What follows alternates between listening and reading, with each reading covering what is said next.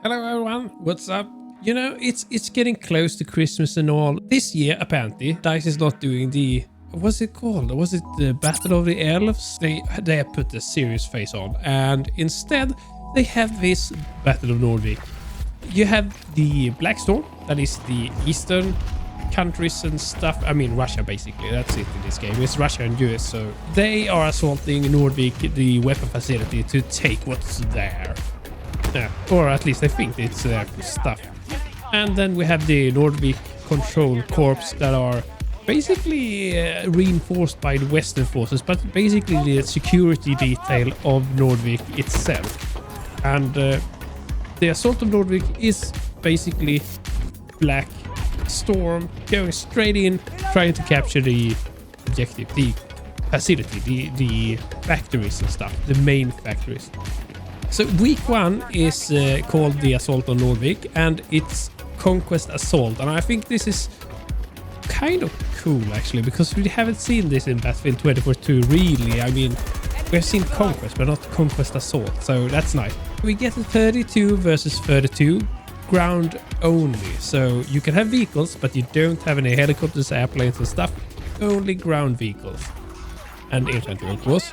And then it's Conquest Assault. And Conquest Assault is this like old school Battlefield game mode that, for instance, Strike at Karkand in Battlefield 2 used to have it. So one attacking team, they have no objectives, they have only their headquarters spawn starters.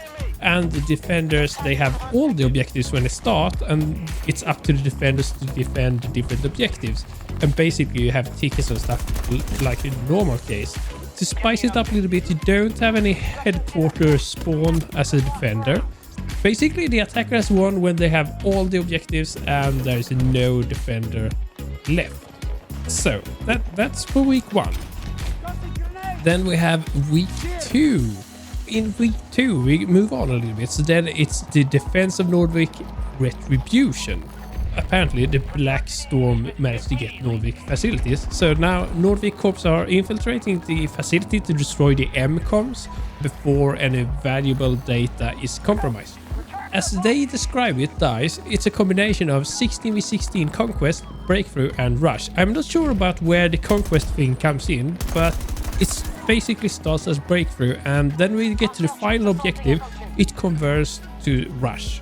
It's a little bit of a mix of everything, and I like that actually. I think that could be really fun, but I also think that you could be good at breakthrough and you could get to the final point and it could absolutely suck at the rush, or vice versa, of course. Anyway, defender wins when they have extracted all the data.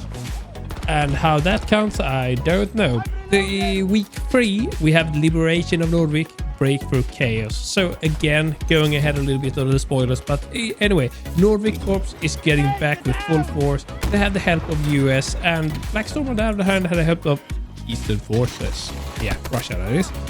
And basically what we get is complete Breakthrough Chaos with 128 players. This is the first 128 players, like a big event since they scrapped it at, I think it was the beginning of the year.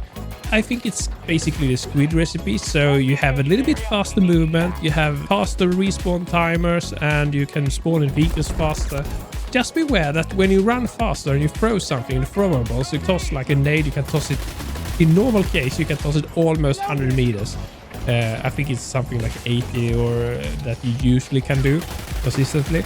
And in this case, you can be, I mean, you can easily increase it with 20%, maybe even 30, 40. So because it's built on your own momentum, and when you throw, it kind of adds that momentum. So that's going to be quite interesting. So last time out, they had this like things that could gain, and it was for the entire event. This is not the case anymore. So instead you have earn 20 ribbons and you get all these this week, and next week we have something else, and next week again we have something else again.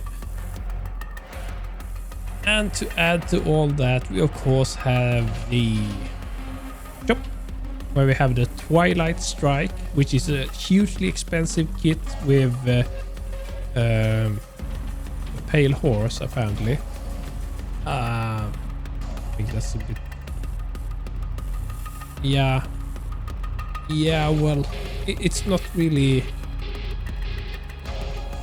That's a weird little cat over there. But yeah, not that good looking according to me anyway. But well, you have a couple of different skills. Everyone needs night vision apparently. But 2,400 points for that, that's a lot.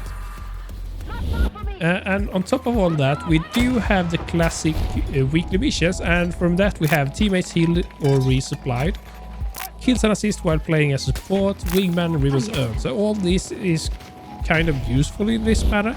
Defensive kills and assists, teammates revived, kills with SMGs. Still, everything is actually usable at this moment. Objectives neutralized, and we were playing Conquest Assault, so yeah, it's really reasonable. And we have teammates revived while playing as support, so they're really pushing support now, you see, yeah. And finally we have kills and assists with LMGs, so I mean everyone is going to start with SMGs basically, and then you move over to LMGs for the last one. And it's a lot of support players out there, so yeah. I think it's going to be a bit interesting to see how this mixes up, because maybe this is a moment where you can really dominate in a ground vehicle if everyone is playing sport. This is still the biggest fear, I think, for ground vehicles or any vehicle, actually. Yeah, so first out we have Conquest Assault, and it's like it's basically like the old school. One team starts with all objectives and the other team starts with no objective. And the goal is to capture all the objectives and kill all the remaining defenders.